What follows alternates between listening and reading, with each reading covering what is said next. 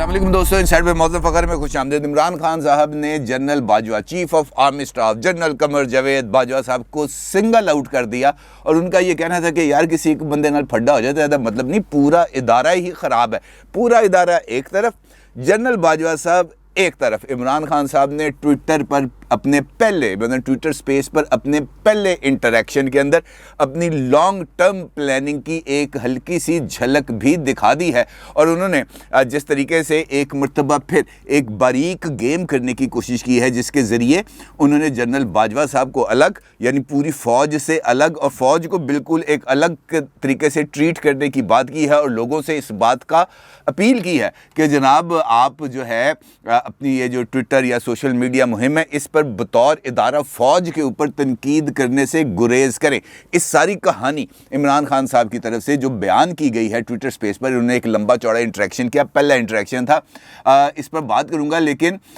ये जो जनरल बाजवा साहब को सिंगल आउट करना है ये भी बहुत ही ज़्यादा इंपॉर्टेंट बात है, क्योंकि फवाद चौधरी साहब ने कल लाहौर के अंदर एक जो प्रेस कॉन्फ्रेंस थी उससे खिताब करते हुए इस बात का इजहार किया था कि इमरान खान साहब के अंदर ये कैपेसिटी नहीं है कि वो लॉन्ग टर्म प्लानिंग कर सके। इमरान खान साहब चूँकि साजिशी जहन नहीं रखते, लिहाजा वो लंबी प्लानिंग नहीं करते, वो ज़रा करीब की ज़रा चीज़ों को इन ऑर्डर करने की कोशिश करते हैं, छोटे छोटे स्टेप्स उठाते हैं और अपनी मंजिल तक पहुंच जाते हैं। लेकिन मेरा ख्याल है कि फवाद चौधरी साहब की रीडिंग इमरान खान साहब के हवाले से कुछ ज़्यादा बेहतर नहीं। वो कैसे, और एक जो इसका जो इन डेप्थ एनालिसिस है वो मैं आपके साथ करूँगा, लेकिन उससे पहले फवाद चौधरी साहब की ही एक और जो खबर है वो आपके साथ शेयर करूंगा, क्योंकि कल रात को एक्सप्रेस टीवी के प्रोग्राम के अंदर मंसूर अली खान साहब के साथ एक इंटरव्यू में फवाद चौधरी साहब ने कुछ बातों का एतराफ़ भी किया और इमरान खान साहब के मौक़िफ़ की तरदीद भी की, जो खुद वो उस वक्त ट्विटर स्पेस के ऊपर बैठे हुए लोगों के साथ जो तलकीन कर रहे थे। मिसाल देता हूँ, इमरान खान साहब ने कुछ अर्सा पहले टीवी इंटरव्यूज़ और अपने मनपसंद एंकर्स के साथ गुफ्तगू करते हुए इस बात का इजहार किया था कि इस्टेब्लिशमेंट ने उस वक्त जब पॉलिटिकल डेडलॉक पाकिस्तान में जारी था राब्ता किया और उनको 3 हल पेश किए इस सियासी सूरत हाल से बाहर निकलने का, जिसमें से पहला हल था तहरीक अदम एतमाद का सामना करना, दूसरा था इस्तीफ़ा देना और तीसरा था असम्बलीज़ को डिज़ोल्व करके नए इलेक्शंस कॉल करना। और इमरान खान साहब ने इस बात का इजहार किया कि तहरीक अदम एतमाद को चूँकि मैं एक जेन्युइन पॉलिटिकल एक्टिविटी तस्लीम नहीं करता था, क्योंकि ये तहरीक अदम एतमाद एक गैर मुल्की साजिश के ज़रिए लॉन्च हुई थी, लिहाजा उसको मानना तस्लीम करना या उसका सामना करना आउट ऑफ क्वेश्चन था। इसी तरीके से इस्तीफ़े के ऑप्शन को भी उन्होंने मानने से इनकार कर दिया था। उन्होंने कहा जनाब मैं डट के खड़ा हूँ, मैं इस्तीफ़ा नहीं दूंगा। अलबत्ता उन्होंने असम्बलियां तोड़ के फ्रेश इलेक्शंस की तरफ जाने के ऑप्शन की हमायत की थी, जबकि इस मौक़िफ़ के सामने आने के बाद DGISPR major general Babar Iftikhar साहब ने एक तवील वक्फे के बाद प्रेस कॉन्फ्रेंस की और प्रेस कॉन्फ्रेंस में उन्होंने इमरान खान साहब के इस मौक़िफ़ को यकसर मुस्तरद कर दिया और उनका ये कहना था कि हमने कोई राब्ता नहीं किया, राब्ता प्राइम मिनिस्टर सेक्रेटेरिएट की तरफ से किया गया था चीफ ऑफ आर्मी स्टाफ के ऑफिस के ज़रिए, और फिर ये रिक्वेस्ट की गई थी कि जनाब आप जो है प्राइम मिनिस्टर ऑफिस आएँ, और जब वो प्राइम मिनिस्टर ऑफिस पहुँचे तो उनको ये 3 ऑप्शंस दी गई प्राइम मिनिस्टर की तरफ से, और फिर इन ऑप्शंस को लेकर चीफ ऑफ आर्मी स्टाफ या इस्टेब्लिशमेंट के जो बाकी लोग हैं उन्होंने राब्ता किया अपोजिशन जमातों ने, जिनका उस वक्त ये जवाब था कि अब हम अपने जो पॉलिटिकल मामलात हैं उसको लेकर बहुत ज़्यादा आगे बढ़ चुके हैं, इस मौके पर तरीके अदम एतमाद हम वापस नहीं ले सकते, जिससे बहरान और ज़्यादा संगीन हो गया। उसके बाद इमरान खान साहब ने एक मरतबा फिर आज से 2 दिन पहले जब उन्होंने कुछ यूट्यूबर्स के साथ और PTI की जो बीट कवर करने वाले रिपोर्टर्स हैं उनके साथ बनी गाला के अंदर एक इंटरेक्शन किया, और उस इंटरेक्शन में भी उन्होंने एज इट इज़ यही बात की कि जनाब राब्ता हुआ था और राब्ता मेरी तरफ से नहीं हुआ था, राब्ता उनकी तरफ से हुआ था। और इसी बात की तकरार की श्री मज़ारी साहिबा ने, उन्होंने भी अपने एक ट्वीट के ज़रिए इस बात का इजहार किया था कि राब्ता किया गया परवेज़ खटक साहब से जो डिफेंस मिनिस्टर हैं, और उनके ज़रिए PM ऑफिस को अप्रोच किया गया और मुलाकात की गई और उसके अंदर ऑप्शंस दिए गए। कल जो इंटरव्यू दिया फवाद चौधरी साहब ने, उन्होंने ये इमरान खान साहब के इस मौक़िफ़ को यकसर रद्द कर दिया। उनका ये कहना था कि जनाब इमरान खान साहब ने 3 حل پیش کیے. جب ان سے منصور علی خان صاحب نے پوچھا کہ جناب شیریں مزاری صاحبہ اور عمران خان صاحب بار بار اس بات کا اظہار کر چکے ہیں کہ جو حل ہیں وہ عمران خان صاحب نے نہیں دیے بلکہ یہ حل آئے ہیں اسٹیبلشمنٹ کی طرف سے، آپ اس کا کلیئرٹی کے اندر کیا جواب دیتے ہیں؟ تو فواد چودھری صاحب نے اس کا یہ جواب دیا کہ اب چونکہ اسٹیبلشمنٹ کی طرف سے یہ رائے سامنے آ چکی ہے کہ وہ پولیٹیکل معاملات میں انوالو نہیں ہونا چاہتے، لہٰذا اب ہمیں اس حوالے سے بات نہیں کرنا چاہیے تھی. البتہ حل عمران خان صاحب نے دیے تھے. اب اگر وہ یہ کہتے ہیں کہ حل عمران خان صاحب نے دیے تھے تو اس کا مطلب یہ ہے کہ وہ D G I S P R major general Babar Iftikhar صاحب کی اس سٹیٹمنٹ کی تصدیق کر رہے ہیں کہ حل عمران خان صاحب نے دیے تھے اسٹیبلشمنٹ کو، اور پھر اسٹیبلشمنٹ لے کے گئی تھی اپوزیشن کے پاس. یعنی یہاں پر آ کر ایک مرتبہ پھر پی ٹی آئی کے اندر سے ہی آواز اٹھ گئی. اور دوسرا اہم ترین معاملہ کہ خود فواد چودھری صاحب نے یہ جو غیر ملکی سازش کا عمران خان صاحب نے ایک ڈرامہ رچا ہوا ہے، ایک بلون کریٹ کیا ہوا ہے، ایک ببل کریٹ کیا ہوا ہے، فواد چودھری صاحب نے اس ببل کو بھی برسٹ کر دیا. اور ان کا یہ کہنا تھا جب ان سے سوال پوچھا کہ جناب یہ آپ کے جو تعلقات ہیں حکومت کے ساتھ، حکومت کے آدمی پی ٹی آئی کی گورنمنٹ کے، کیا یہ تعلقات خراب تھے اسٹیبلشمنٹ کے ساتھ؟ تو فواد چودھری صاحب نے اس کا جواب دیا کہ تعلقات خراب نہ ہوتے تو آج بھی حکومت میں ہوتے. جب منصور علی خان صاحب نے ان سے پوچھا کہ وہ سازش والی بات، وہ خط والی بات، وہ کیا اس کا اس کے ساتھ تعلق نہیں ہے، تو فواد چودھری صاحب نے بڑی ہی ذو معنی سی مسکراہٹ دی اور اس کے بعد انہوں نے کہا آگے چلیں اس بات کو. البتہ یہ بات ضرور ہے کہ اگر اسٹیبلشمنٹ کے ساتھ تعلقات ٹھیک ہوتے تو آج اقتدار میں ہوتے. پھر منصور علی خان صاحب نے ان سے سوال پوچھا کہ یہ تعلقات کب سے خراب ہیں. فواد چودھری صاحب نے اس کا جواب دیا کہ وقت کرتا ہے پرورش برسوں، حادثے ایک دم نہیں ہوتے. ان کا مطلب یہ تھا کہ یہ ایک دم ایک رات کے اندر صورتحال نہیں بدلی، اس کے پیچھے بہت سارے عوامل تھے جو آہستہ آہستہ معاملات کو لے کے چلے گئے پوائنٹ آف نو ریٹرن تک، اور اس کے بعد یہ ساری صورتحال ڈیولپ ہوئی. پھر منصور علی خان صاحب نے ان سے سوال پوچھا کہ کیا یہ تعلقات اکتوبر سے خراب ہونا شروع ہوئے تھے، یعنی اکتوبر پچھلے سال جب جو کور کمانڈرز کانفرنس کے بعد کچھ تقرریاں اور تبادلوں کا فیصلہ کیا گیا تھا اور پھر آئی ایس پی آر کی طرف سے باضابطہ طور پر ان کا اعلان بھی کیا گیا تھا.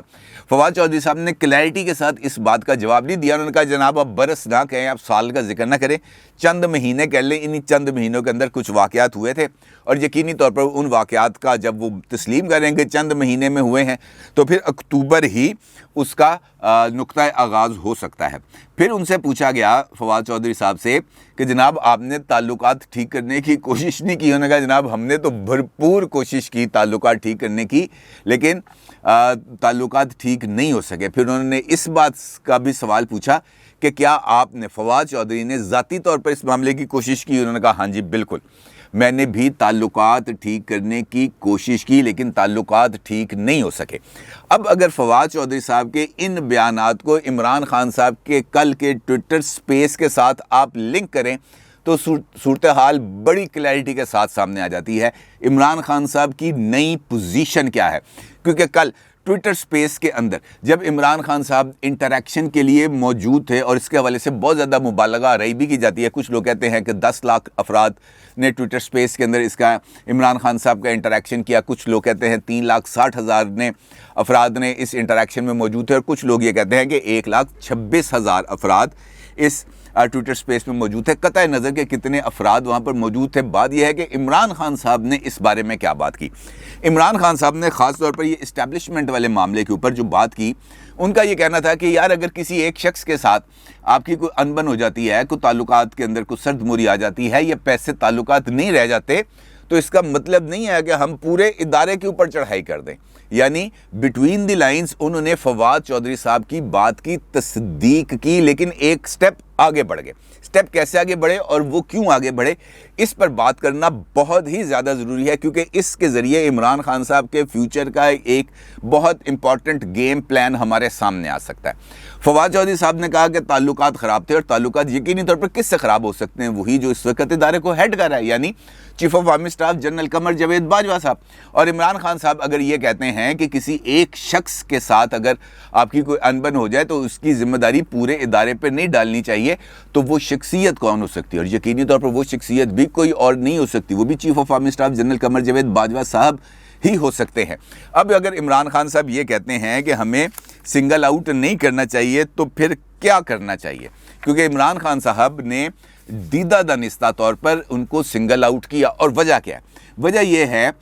کہ جنرل باجوہ صاحب کی اس سال نومبر کے اندر ریٹائرمنٹ ہے، اور یقینی طور پر عمران خان صاحب اس وقت ان کی سب سے بڑی خواہش یہ ہے کہ اس ملک کے اندر جلد از جلد انتخابات کرائے جائیں، اور ان جلد از جلد انتخابات کے نتیجے میں وہ یہ سمجھتے ہیں کہ اگر یہ الیکشنز ہو جاتے ہیں اکتوبر کے اندر یا نومبر کے فرسٹ ویک کے اندر، تو پھر 29 نومبر کو ہونے والی تقرری وہ خود کریں گے۔ ادروائز اگر یہ الیکشن ڈیلے ہوتے ہیں اور شہباز شریف صاحب ہی رہتے ہیں اقتدار میں، تب بھی چیف آف آرمی سٹاف کی مدت ملازمت نے تو 29 نومبر تک ختم ہونا ہی ہے۔ لہٰذا عمران خان صاحب یہ سمجھتے ہیں کہ ان کے پاس ایک گنجائش ابھی بھی موجود ہے، کیونکہ عمران خان صاحب یہ سمجھتے ہیں کہ اسٹیبلشمنٹ کے ساتھ ان کے تعلقات مائنس جنرل باجوہ وہ ٹھیک ہو سکتے ہیں، یا ٹھیک ہیں، یا مزید ٹھیک ہو جائیں گے۔ جیسے ہی جنرل باجوہ صاحب منظر سے ہٹیں گے، ایک مرتبہ پھر تعلقات نارملائز ہو جائیں گے، اور پھر میرے اقتدار میں آنے کا راستہ ہموار ہو جائے گا۔ لہٰذا وہ کھل ڈل کے جو اسٹیبلشمنٹ ہے اس کے اوپر نہ بات کر رہے ہیں، نہ بات کرنے کے لیے تیار ہیں۔ البتہ ان کے ساتھ جو لوگ موجود ہیں وہ ابھی بھی بات کر رہے ہیں، لیکن وہ بھی ذرا محتاط انداز میں کر رہے ہیں، کیونکہ وہ ابھی کھل کر اسٹیبلشمنٹ کے ساتھ آ کر بطور ادارہ پورے کے پورے ادارے کو اپنے خلاف نہیں کرنا چاہتے، کیونکہ انہیں اس بات کا اندازہ ہے،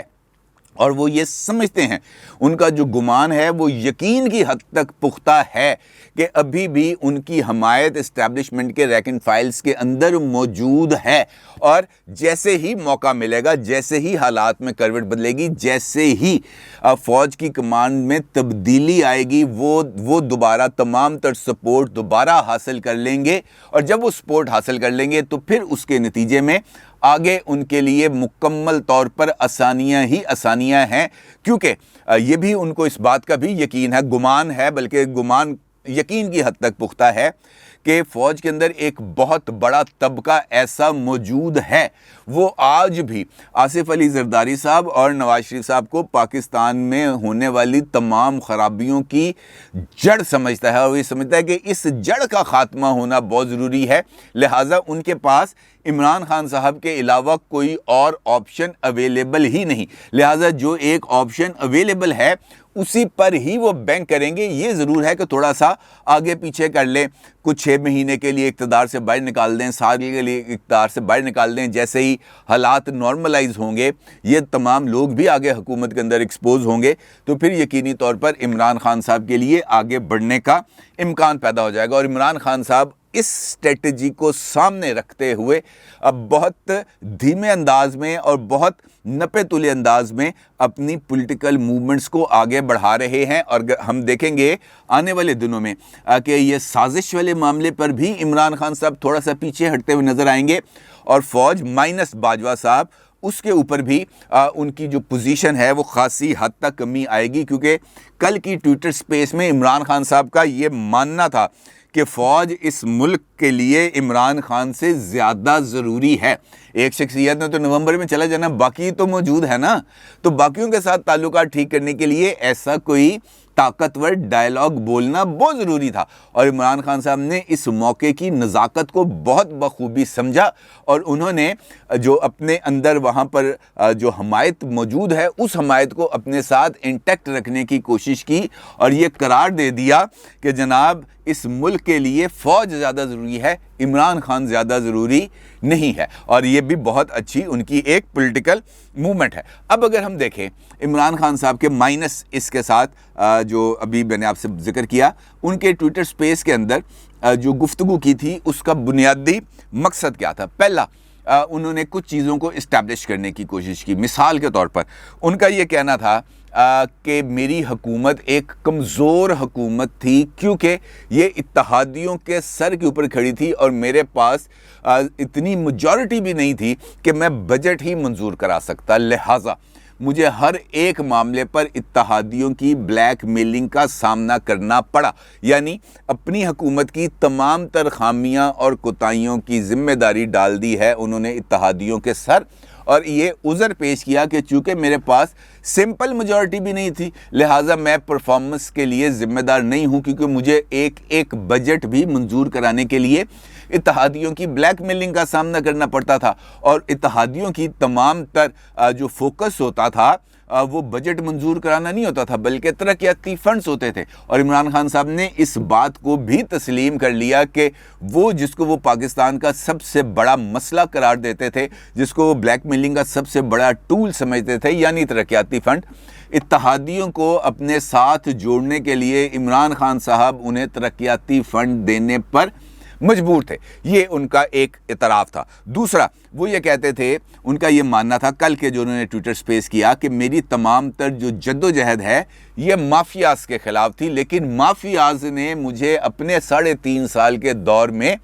چلنے ہی نہیں دیا. جیسے جیسے میں ان کے خلاف کارروائی کرتا تھا میرے اوپر دباؤ بڑھنا شروع ہو جاتا تھا. اور اس کی انہوں نے ایک مثال بھی پیش کی, اور مثال پیش کی چینی کی, اور چینی کا لیے انہوں نے حوالہ دیا کہ آپ کو یاد ہے کہ ایک مرتبہ چینی کی قیمت میں ایک دم سے ہی 26 روپے کا اضافہ ہو گیا تھا پر کے جی, اور ان دنوں کے اندر میں نے چینی کی قیمتوں کو کنٹرول کرنے کے لیے قانون کا سہارا لینے کی کوشش کی, لیکن مافیاز اتنے زیادہ طاقتور تھے کہ قانون اپنا راستہ نہیں بنا سکا اور قیمتیں کم نہیں ہو سکی. اب یہ چینی کا جو ذکر ہے بنیادی طور پر عمران خان صاحب نے سپیس کے اندر آ کر اس کا ذکر اس وجہ سے کیا کہ اس سپیس کے اندر اس وقت علی ترین صاحب بھی موجود تھے جو جہانگیر ترین صاحب کے صاحبزادے ہیں, اور جہانگیر ترین صاحب اس وقت عمران خان صاحب کے پسندیدہ نہیں ہیں کیونکہ پنجاب کے اندر اور مرکز کے اندر ترین گروپ نے عمران خان صاحب کی سپورٹ نہیں کی تھی, انہوں نے اپوزیشن کی سپورٹ کی. اور اس وقت ترین گروپ کے جو کار خاص ہیں اون چودھری صاحب وہ شہباز شریف صاحب کی کابینہ کے اندر موجود ہیں. یہ وہی اون چودھری صاحب ہیں جو ایک دور میں عمران خان صاحب کی آنکھ کا تارا تھے اور عمران خان صاحب کے لیے ہر خدمات سر انجام دیتے تھے. لہٰذا یہ جو ذمہ داری ہے قیمتوں کو کنٹرول کرنے کی, یہ اس شخصیت کی طرف سے یہ بات سامنے آئی ہے جس کی پاکستان کے 3 صوبوں کے اندر حکومت تھی, اور 18ویں ترمیم کے بعد مہنگائی کو کنٹرول کرنے کی ذمہ داری حکومت پر آتی ہے. مرکز کے اندر بے شک ان کی اتحادی حکومت تھی, پنجاب کے اندر ان کی سالڈ گورنمنٹ تھی, کے پی کے اندر تو ان کی بڑی میسو میجورٹی کے ساتھ حکومت تھی, بلوچستان کے اندر ان کی ایک اتحادی حکومت تھی. لہٰذا مرکز اور 3 صوبوں میں جس کی حکومت تھی وہ اگر یہ کہے کہ مجھے بلیک میلنگ کا سامنا کرنا پڑا ہے تو اس کو اور زیادہ کچھ اس سے زیادہ نہیں کہا جا سکتا کہ عمران خان صاحب کس طریقے سے اپنی کمزوریوں کو دوسروں کے کھاتے میں ڈال رہے ہیں. تیسرا بنیادی چیز ان کی یہ تھی جو وہ کرتے ہیں احتساب اور سندھ کی پالیٹکس. احتساب کا مطلب یہ ہے ان کا کہ نواز شریف صاحب, شہباز شریف صاحب, حمزہ صاحب, آصف زرداری صاحب, یہ تمام کے تمام چور, لٹیرے, ڈاکو, لوٹرز, پلنڈررز, منی لانڈررز ہیں, مجرم انہوں نے ان کو قرار دیا کل کہ یہ مجرم ہیں. حالانکہ ابھی تک